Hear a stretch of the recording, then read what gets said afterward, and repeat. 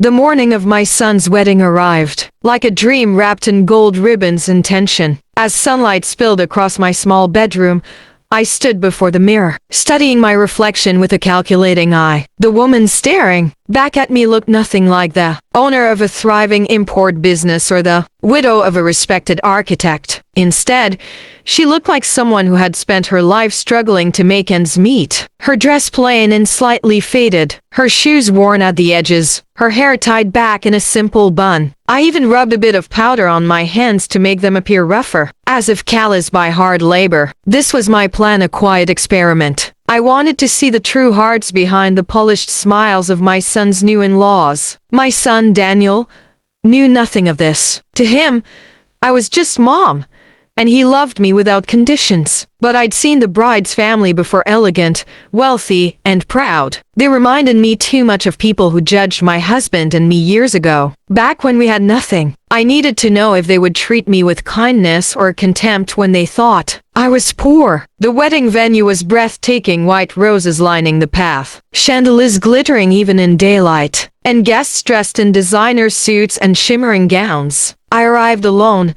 clutching my old handbag, my heart pounding. Heads turned as I stepped through the doors. Whispers followed, quiet but sharp. The bride's mother noticed me immediately. Her eyes widened for a second, before she plastered on a polite smile that didn't reach her eyes. She whispered something to her husband, who smirked without bothering to hide it. When Daniel came running over, his joy cut through the tension. He hugged me tightly, oblivious to the glances darting our way. "Mom, you look perfect," he said, eyes full of warmth. I smiled, though inside, my heart ached. Perfect. No, but real enough to reveal what this family truly valued. And as the music began and the ceremony unfolded, I sensed that the day was about to expose more than love. It would unveil truth itself.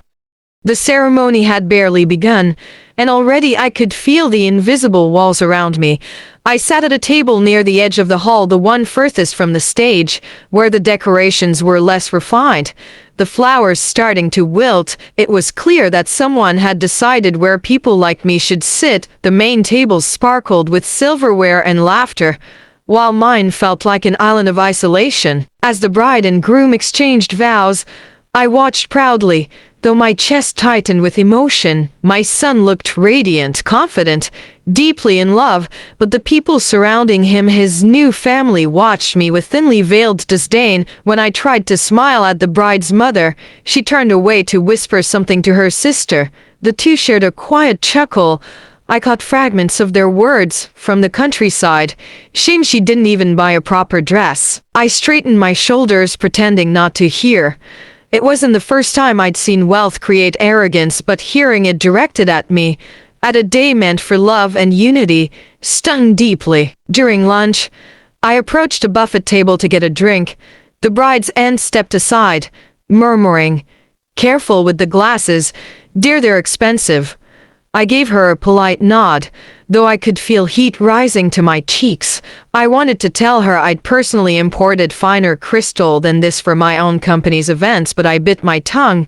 My silence, I decided, would speak louder in time. Back at my table, I tried again to join the conversation with two guests nearby. They smiled stiffly, answered in monosyllables, and quickly turned their attention elsewhere. Even the waiters seemed hesitant to linger by me for long. Then came the moment that cut the deepest. The bride's mother approached with a rehearsed smile. "You must be so proud," she said sweetly, her tone coated in sugar and steel. "It must be quite overwhelming, all this grandeur. I mean, I imagine it's very different from what you're used to." Her words landed like a slap. I forced a gentle laugh. "Yes," I said softly, "but love doesn't need grandeur to be felt." She blinked, momentarily thrown off, then excused herself with a brittle smile. I watched her go, my hands trembling slightly. Beneath the sting, however, was a strange calm, because I could already see the lines being drawn between appearance and truth. As music filled the hall and glasses clinked, I sat quietly, an outsider among the glittering crowd, but deep inside, I knew their judgment would not define me, it would reveal them. The evening lights dimmed as the orchestra began a slow waltz. Laughter filled the hall, echoing off the marble walls, but at my lonely table, the air felt colder. I was reaching for my old purse, tucked under the chair, when the strap suddenly snapped. The contents spilled across the polished floor, a handful of coins, a folded handkerchief, and a worn photograph of my late husband and Daniel as a boy. Gasps rippled around me. A waiter, rushing past, nearly tripped over my scattered things, muttering something under his breath before hurrying away. I bent down, my fingers trembling as I tried to gather everything, aware of the stairs pressing into my back. Somewhere behind me, a woman whispered, "Oh, how embarrassing," and another snickered. Before I could lift my head, a gentle voice spoke above me. "Here, let me help you." It was the bride, still in her elegant gown. She knelt gracefully beside me, her white skirts brushing the floor. She picked up the photo carefully, studying it before handing it to me with a kind smile. "Is this your husband?" she asked softly. I nodded, caught off guard by the sincerity in her tone. "He looks proud," she said, "and you remind me of my grandmother, strong and warm." For a moment, I forgot about the curious eyes around us. Her compassion was genuine, untouched by pretense. My heart swelled with quiet relief. Perhaps, despite her family's coldness, this young woman had the soul my son deserved. "Thank you, dear," I whispered, clutching the photo. She smiled. "Family is everything," she said simply. As she helped me back to my seat, I saw the disapproving glances from her mother, but the bride didn't care, and in that moment, I knew I had seen her true heart. Dinner was nearly over when the master of ceremonies announced it was time for family to give their toasts. Laughter echoed through the hall as one after another spoke, the bride's father with his practiced eloquence, her mother with a sugary speech full of self-congratulation. Then came my turn. The bride's mother exchanged a glance with her husband, and I caught her faint smirk. I knew exactly what she expected. A simple, awkward few words from the poor mother. I rose slowly, adjusting my shawl, and felt the weight of every gaze in the room. "I may not have much," I began softly, "but I've been blessed with something greater than money, a son who knows how to love deeply." A few polite claps followed, mostly out of courtesy. I paused, let the silence grow thicker, and continued. "And for those who've wondered how a woman like me raised a man like him," I smiled, steady and calm. "Perhaps I should thank the years spent running my late husband's company, Grant & Co. Some of you might know it. It taught me that real value lies not in gold or silk, but in character." A stunned hush swept through the hall. Glasses froze mid-air. Someone whispered, "Grant & Co. That's her." The bride's father's face drained of color. The mother blinked rapidly, her composure cracking. My son stared at me, shocked but proud. "Mom," he murmured under his breath. I nodded gently. "Yes, Daniel, I didn't come here to flaunt wealth.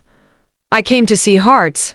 And today," I said, scanning the room, "I've seen them clearly." For a long moment, no one moved. The silence was louder than any applause.